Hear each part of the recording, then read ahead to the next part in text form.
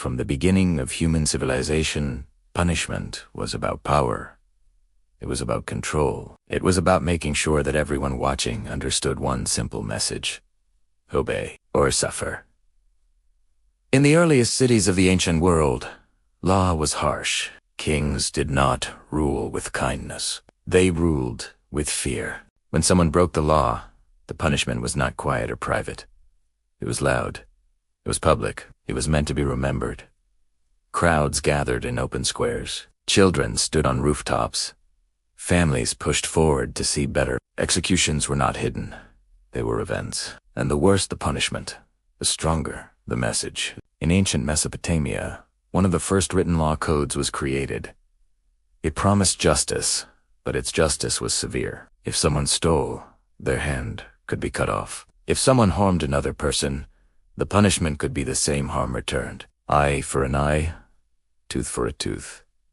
It sounded fair, but in practice, it often meant permanent suffering. But things became even darker in ancient empires that followed. In ancient Rome, punishment became a spectacle. Rome was powerful. Rome was proud, and Rome believed that fear kept the empire strong. When someone was accused of treason, rebellion, or even theft, the punishment was designed not just to hurt the person, but to warn the entire population. Crucifixion was one of the most feared methods. The victim was nailed or tied to a wooden cross and left to die slowly. Sometimes it took days. The body was displayed along busy roads so that everyone entering the city would see it. The message was clear. This is what happens to enemies of Rome.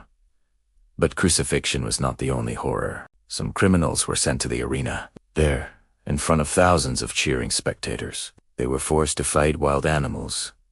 Lions, bears, wolves. Sometimes they were unarmed.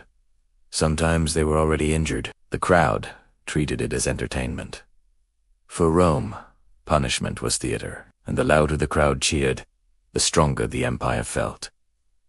As centuries passed, punishment became more creative and more terrifying. In medieval Europe, torture chambers were hidden beneath castles and prisons. The purpose was often to force confessions. Pain was used as a tool. The belief was simple. No one could endure enough pain without telling the truth. But truth did not always matter. Devices were built to stretch the body until joints broke. Iron cages were shaped like human bodies and filled with spikes. Victims were locked inside and left hanging in public places. Some punishments were slow and psychological. People were locked in tiny dark cells where they could not stand or lie down properly. Others were placed in stocks in the town square, where strangers threw rotten food at them. Humiliation became part of justice, because rulers understood something powerful. Pain hurts the body, but shame hurts the soul. In some cultures, punishment was designed to erase identity.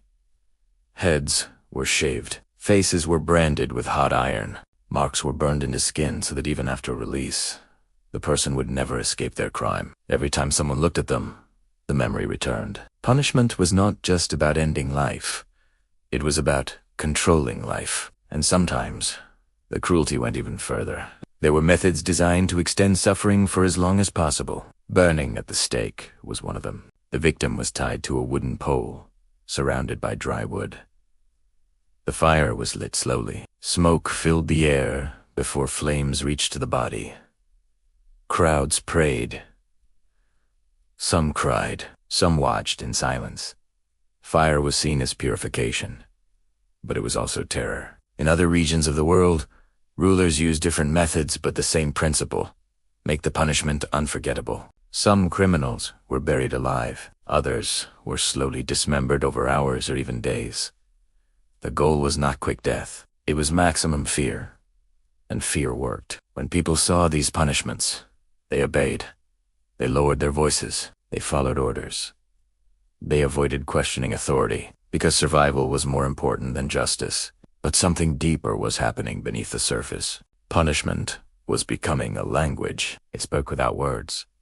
It told stories of power. It created legends of cruelty. It shaped how entire generations thought about right and wrong. Children grew up knowing exactly what could happen if they stepped outside the law. Parents warned them not with stories of monsters, but with stories of real executions they had witnessed. And slowly, violence became normal. When brutality is repeated often enough, people stop being shocked. They begin to accept it. This is one of the darkest truths in human history. The worst punishments were not hidden. They were celebrated. They were justified as necessary. Leaders claimed it protected society. Religious authorities claimed it protected morality. Soldiers claimed it protected order. But at what cost? As time moved forward, punishments did not disappear. They evolved. Empires fell. Kingdoms collapsed. But the idea that fear creates obedience remained alive. In the next part, we will go deeper into some of the most horrifying methods ever recorded. Punishments so extreme that many history books barely describe them, because sometimes the truth is too disturbing to fully print. The deeper we look into history, the clearer one truth becomes. Punishment was never random. It was designed. It was calculated. It was meant to send a message that would echo for generations. In some ancient kingdoms, rulers believed that fear was stronger than love. Love could fade. Fear stayed. And so, punishments became more inventive. One of the most terrifying devices ever described was the bronze bull. It was built as a hollow metal statue shaped like a bull. The victim was locked inside. A fire was lit beneath it. As the metal heated, the person inside slowly burned alive. The screams passed through pipes built into the bull's head, making the cries sound like the roar of an animal. To the crowd outside, it was not a human voice they heard. It was a beast. This was not just execution. It was transformation. It turned a person into a symbol of terror. In other places, death was not enough. The body had to be destroyed in a way that erased dignity. In parts of ancient Asia, there were punishments that involved slow cutting. The body was sliced piece by piece over time. The goal was not speed. It was endurance. The condemned remained alive as long as possible. Every movement of the blade reminded the watching crowd of the price of rebellion. In medieval Europe, torture chambers became darker. The rack stretched victims until their joints snapped. Water was poured down throats until lungs filled and panic took over. People were hung in cages where birds pecked at their skin. Many confessed to crimes they never committed. But truth did not matter as much as obedience. Sometimes punishment was not about physical pain at all. It was about isolation. There were prisoners locked in towers for decades. No conversation, no sunlight, no sound but their own breathing. The mind, when left alone in darkness, can become its own enemy. Men and women began to hallucinate. They forgot language. They forgot their own names. When they were finally released, if they were ever released, they were no longer the same. Psychological punishment can break a person more completely than iron chains. In certain empires, punishment extended beyond the criminal.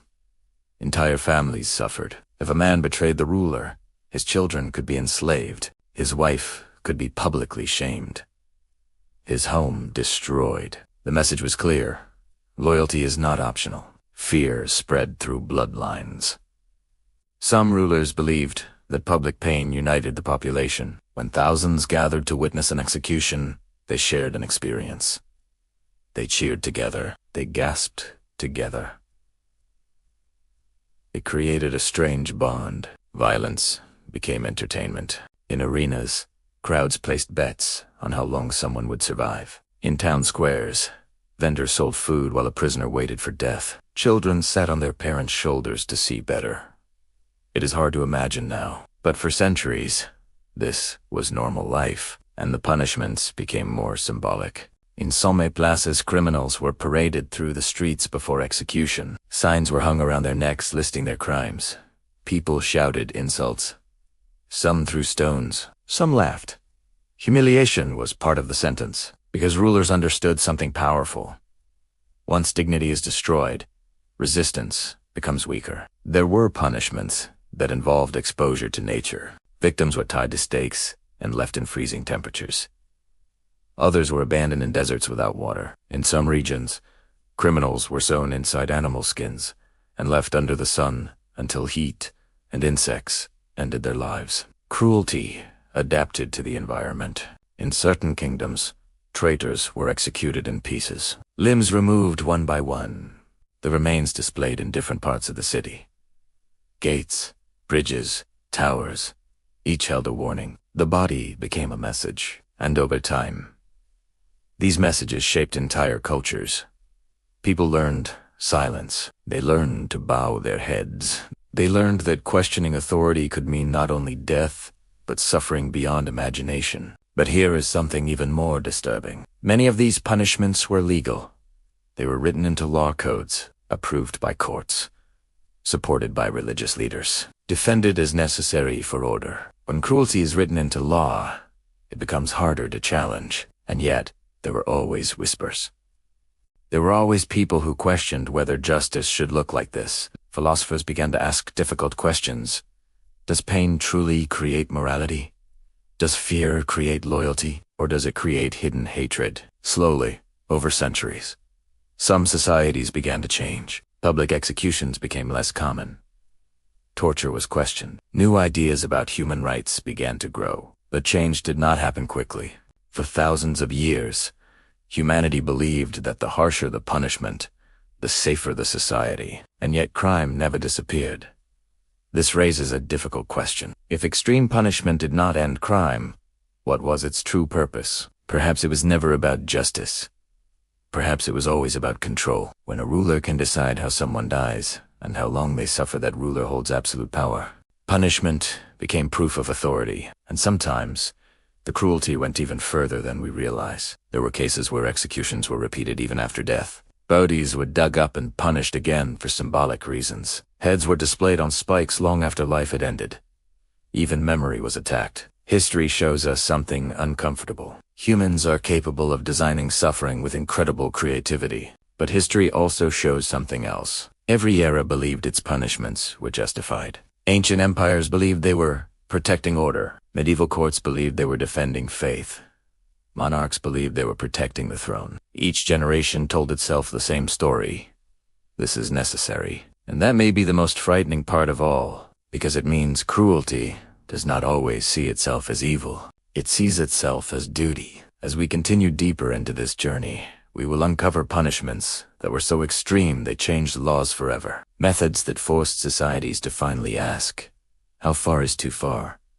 But for now, remember this. The worst punishments in human history were not accidents. They were carefully created tools of fear. History tells us many things, but one truth repeats. Humans can imagine cruelty beyond imagination. As empires grew and kingdoms expanded, the punishments became not only more inventive, but also more symbolic. They were warnings carved into flesh, metal, and would remind us that power belonged to the rulers, and obedience was not optional. In Europe, during the late Middle Ages, torture became a refined science, not in laboratories, but in castle basements, dungeon cells, and hidden chambers. Executioners were trained. They learned how much a human body could endure, how long the mind could be pushed before breaking. Tools were designed for maximum effect. The rack, iron chairs with spikes, pincers that pulled and twisted. Every device had a purpose, every motion calculated to inspire fear. But not all cruelty was physical. Psychological punishment evolved as a weapon just as potent as iron or fire. Prisoners were starved, denied water, forced to kneel for hours, or chained in unnatural positions. Darkness became a companion. Silence became a tormentor. Isolation made the mind spin. People lost track of days, months, even years. Some emerged from these punishments alive, but hollow. Some never did. The mind, when abused, can shatter in ways the body cannot. This truth haunted every ruler who sought absolute control. Meanwhile, across the world, similar methods arose in other empires. In Japan, during the feudal period, punishments were often public, symbolic, and psychological. People could be humiliated in front of their entire village, sometimes stripped of clothing, paraded through town, or forced into kneeling positions for hours. Honor, a concept sacred to Japanese culture, could be stripped away faster than life itself. Death might come swiftly, but shame lingered forever. Punishment was not just about pain, it was about identity. In the Ottoman Empire, rulers used strangulation, beheadings, and other public executions to maintain control. But more subtle methods were also common. Political rivals could disappear quietly, their deaths unrecorded, their bodies hidden. The fear of sudden disappearance created anxiety in courts and among soldiers. It reminded everyone that power could be invisible, yet deadly. Even in the New World and colonial territories, punishments retained the same logic. Enslaved populations were flogged, chained, and publicly humiliated. Criminals were branded or forced into labor under harsh conditions. The goal remained consistent. Fear ensured obedience. Entire communities were taught lessons through the suffering of a few. In the Caribbean, South America, and North America, the bodies of those punished became symbols of power and authority, and those who survived carried the marks, sometimes for life, sometimes in memory alone. In some regions, punishments were designed to reshape not only the individual, but the society around them. For example, the breaking wheel in Europe served a dual purpose.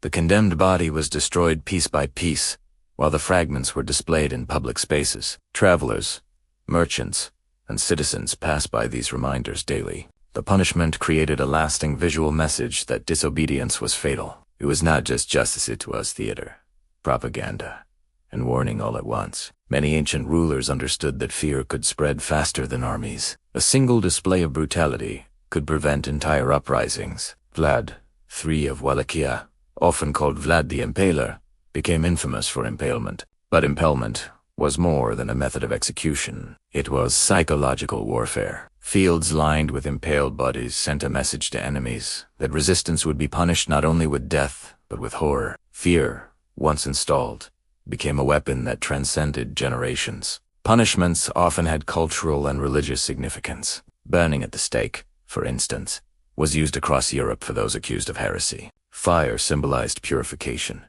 yet the process was intentionally drawn out, creating fear. The crowd saw not only death, but a moral lesson. The condemned's body became a canvas upon which morality, obedience, and terror were painted. Religion intertwined with cruelty, creating a system where punishment felt justified and righteous to the public. In Asia, ancient China recorded punishments designed to destroy both body and spirit. Criminals were sometimes forced to labor for years in harsh conditions, branded or executed in ways that left their families in fear. Social order depended on obedience, and punishment was the method of teaching it. The state's authority became inseparable from the suffering it administered. When people feared consequences, law and order appeared unbreakable. Even in cases where death was not immediate, punishment left deep marks. Branding, tattooing, and mutilation were common methods to make criminals recognizable for life. Social exile,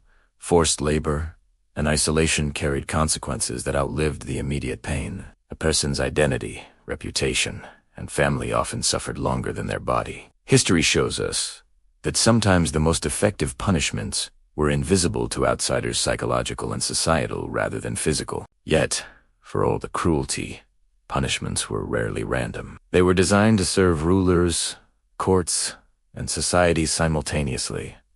A public execution taught obedience. A branding ensured recognition. A long labor sentence reminded others of the value of work and submission. Every act was calculated to maintain power structures. The punishments themselves became instruments of governance. And still, humanity continued to question the morality of such cruelty. Philosophers, reformers, and scholars began to ask difficult questions. If the goal is to reduce crime, is fear the best tool? If the goal is justice, does suffering serve the innocent as well as the guilty? Slowly, ideas about human rights began to emerge. The Enlightenment questioned public torture, public executions, and the use of cruelty as spectacle. Change was slow, but inevitable. Even with these philosophical shifts, history continued to record the horrific methods humans had devised. From impalement to the rack, from psychological isolation to exile in harsh climates, the past holds countless examples of suffering designed to enforce obedience. These punishments shaped culture, influenced law, and created generations who understood the cost of resistance.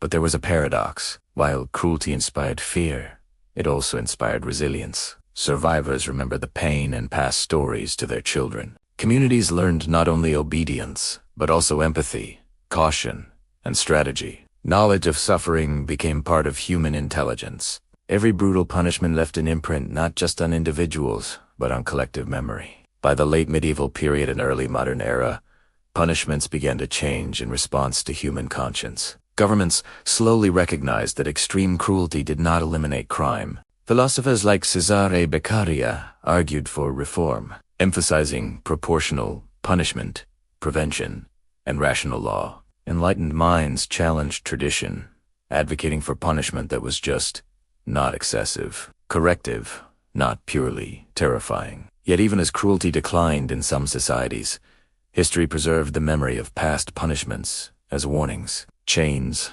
wheels, stocks, and gallows became relics of authority. They remind us of the power that fear can wield and of the fragility of human dignity when subjected to absolute control. The worst punishments were never only about ending life. They were about teaching obedience, asserting dominance, erasing identity, and reshaping society. They show a side of humanity capable of both creativity and cruelty, endurance and despair. And though centuries have passed, the lessons remain. Fear may enforce control for a time, but it cannot replace justice. Pain may silence voices temporarily, but memory preserves them forever. Those who suffered in the past were often nameless, forgotten in the annals of power. Yet their endurance left a legacy, a reminder that cruelty, no matter how carefully designed, ultimately reveals both the worst and strongest aspects of humanity. The history of human punishment is filled with names, events, and methods that shock the imagination. Some cases became infamous, not because of the crime, but because of the cruelty of the punishment itself. These are stories that reveal the extremes humans can reach when fear, power, and authority collide. In the late medieval period, the European continent witnessed punishments that were both public and symbolic. One famous example was the use of the rack in criminal courts. This device was deceptively simple. 2 rollers stretched the victim's arms and legs in opposite directions. Pain became unbearable long before death. Yet what made it most horrifying was its purpose. It was used to extract confessions, often from the innocent. People cried out, begged, and promised anything the interrogators wanted. Many confessed to crimes they never committed simply to survive the torment. The crowd outside, if allowed to witness, learned a lesson about obedience and the cost of disobedience. The breaking wheel was another symbol of terror. Victims were tied to a large wooden wheel, and their limbs were methodically broken with heavy implements. In some cases, the condemned could remain conscious for hours, even a full day, as the wheel became a display of suffering. The crushed body was then left on public roads, serving as a warning to travelers and citizens alike. Every passerby, whether merchant or soldier, would see the consequences of challenging the law or authority. The punishment transformed the individual into a living, or later, dead message. Not all punishments were European. In Asia, the Chinese Empire used methods designed to erase identity as much as life. One of the most notorious was slow slicing, also called linki, or death by 1,000 cuts. The condemned could live for hours, each cut a reminder of the state's control. Families were forced to watch, reinforcing the lesson of obedience and the fragility of human life. But psychological suffering was as important as physical suffering. The anticipation, the fear of each new cut, and the total loss of agency made the punishment unforgettable. Survivors, when allowed to live, carried the marks not only on their bodies, but in their minds for the rest of their lives. In the Ottoman Empire, punishments were sometimes public, sometimes subtle, but always strategic. Heads were displayed, bodies buried in conspicuous places, and certain criminals simply disappeared. The invisible fear, the worry that at any moment someone might be taken, held people in line as effectively as public spectacle. The logic was clear.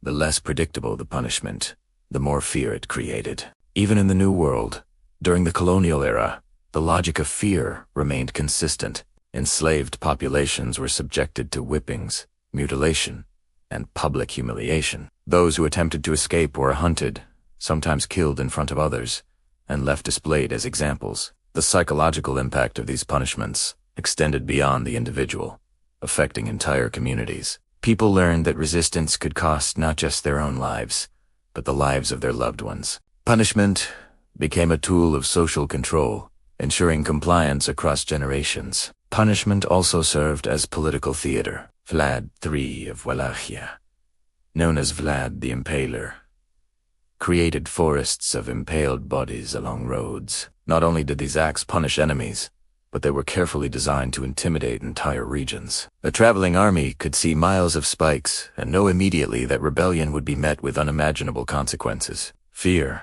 became a currency, traded for obedience. The psychological effect of these punishments was magnified when executed publicly. Medieval Europe frequently held executions in town squares. Crowds, sometimes numbering in the thousands, watched carefully. The condemned might be tortured for hours before execution. Pain, humiliation, and anticipation created a collective experience that reinforced the authority of the ruler. The message was clear. Law and power are absolute, and survival depends on submission. Religious beliefs often intertwined with these methods. Heresy, blasphemy, and deviation from the state religion could be punished by burning, strangulation, or other public executions. Fire symbolized purification, but the act itself was carefully drawn out to inspire terror. Spectators were taught morality through pain. The suffering of one person reinforced obedience in hundreds, perhaps thousands, of others. Punishment became moral education enforced through terror. Yet, history also records resilience. Survivors of these punishments often told their stories, passed down through generations. Communities learned, but they also remembered. Children saw what happened to disobedient adults, but they also learned courage, empathy, and the will to survive. Fear could control for a time, but memory preserved lessons beyond rulers' intentions. In some cases, entire families paid for the crimes of one member. If a man betrayed a ruler, his children could be enslaved, his wife shamed, and his home destroyed. This expanded the reach of punishment from individual to community. It demonstrated that obedience was not just personal, it was generational. Fear became hereditary. Some methods of punishment, however, targeted identity itself. Branding, cutting, and marking ensured that criminals were recognizable for life. Even if they escaped death, they could never escape the stigma. These marks became permanent reminders, not only to the individual, but to society, that defiance had consequences. Humanity learned that suffering could extend far beyond the moment of execution.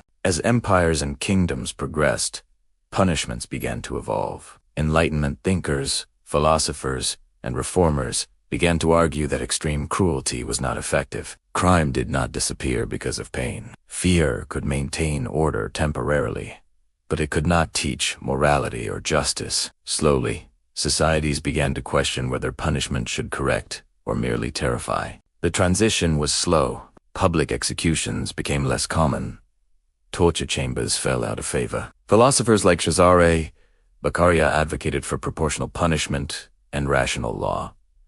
These ideas challenged centuries of tradition and cruelty. The human mind, once trained to accept terror as normal, began to imagine justice in a different form. Still, the legacy of these extreme punishments persists. Chains, racks, wheels, stocks, and spikes remain in museums and books. They serve as reminders of how power and fear were intertwined. They warn us of the lengths humans can go to control one another, and they remind us that the pursuit of authority can often overshadow empathy and morality. History teaches that punishment is a reflection of power. The methods chosen, whether visible or hidden, were designed to enforce obedience. Yet, in that cruelty, there is also resilience. The human spirit, when confronted with unimaginable suffering, often finds ways to survive, remember, and resist. These stories, both of terror and endurance, shape the understanding of humanity across generations. The worst punishments in human history were never just acts of cruelty. They were tools of governance,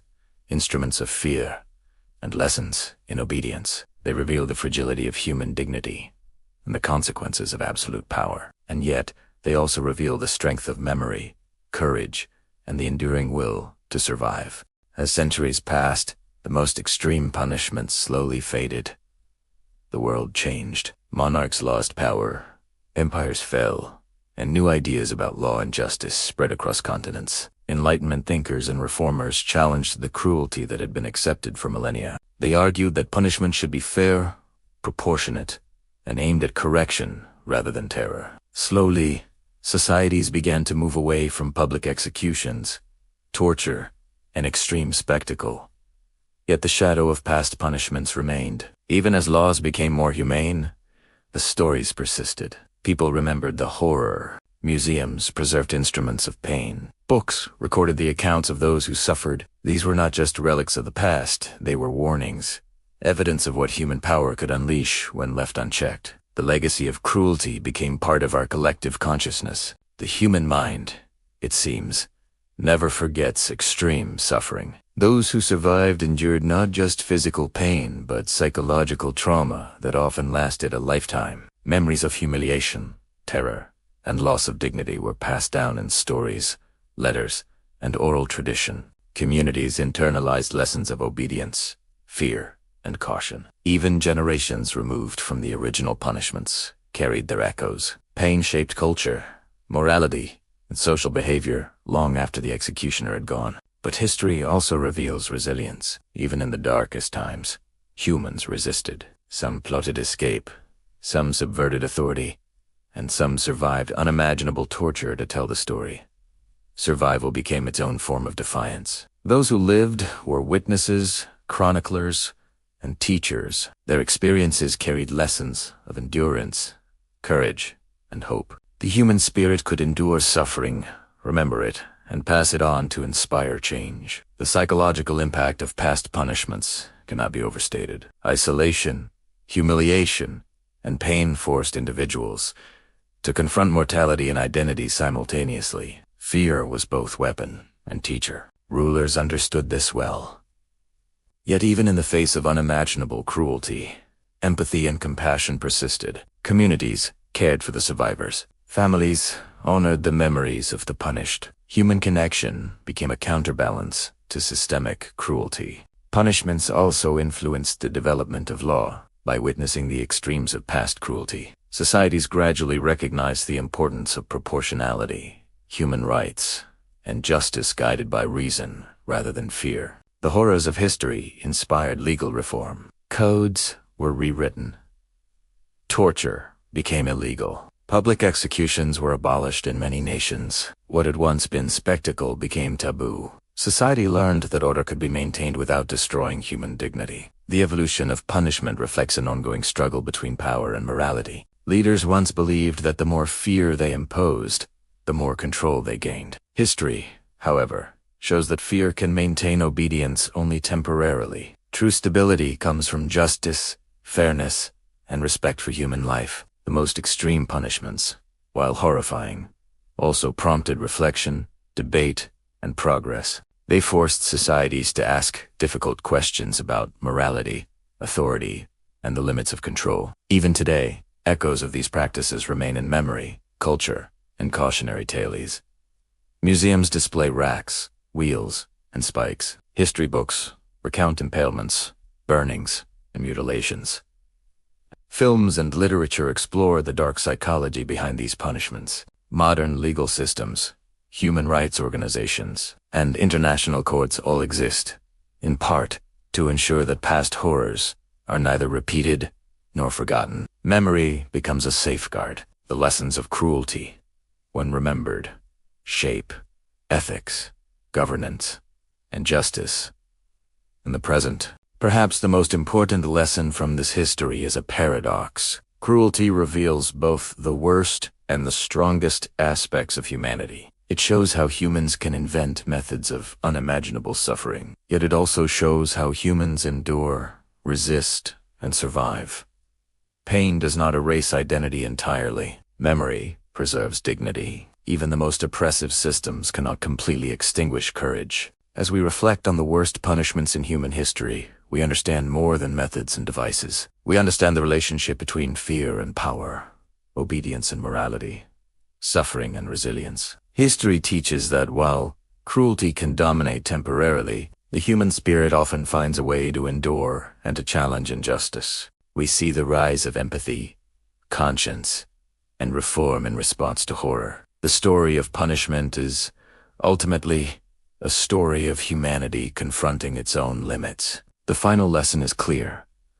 While fear can shape behavior, Justice must be grounded in fairness. History's cruelest punishments were meant to dominate and control, but they also left a legacy of reflection, progress, and remembrance. They remind us that power, when unchecked, can become absolute cruelty, but that human resilience, memory, and moral progress remain stronger than any method of terror. And so, the story of punishment in human history is not only a story of suffering, it is a story of endurance, courage, and the ongoing struggle for a just society. The methods may shock us, the cruelty may disturb us, but in the shadows of history, we also find the light of human strength and the possibility of a world where justice can exist without terror. The worst punishments in human history were indeed worse than most imagine. They reveal the extremes of cruelty humans can create, but they also remind us why empathy, fairness, and moral courage are vital.